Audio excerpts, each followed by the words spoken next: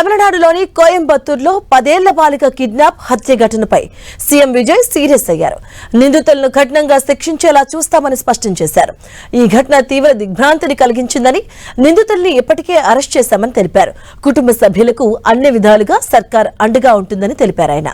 కోయంబత్తూరు సూలూరు ఏరియాలో కిరాణా సామాన్లు తేవడానికి వెళ్లిన 10 ఏళ్ల బాలిక కిడ్నాప్ కు గురైంది. ఆపై ఆ చిన్నారిని దుండగులు దారుణంగా హత్య చేశారు.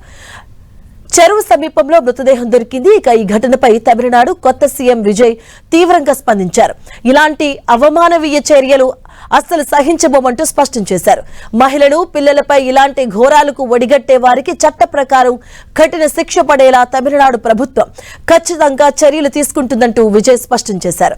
బాలిక హత్య ఘటనతో తమిళనాడు వ్యాప్తంగా రాజకీయ దుమారం రేపింది.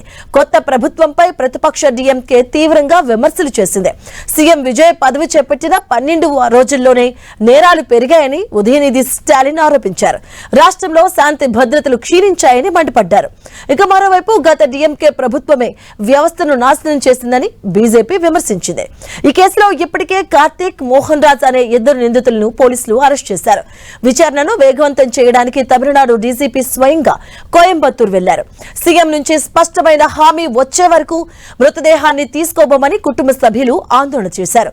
దీంతో మంత్రులు, ఎమ్మెల్యేలు ఆసుపత్రికి వెళ్లి బాధితులకు న్యాయం చేస్తామని భరోసా ఇచ్చారు.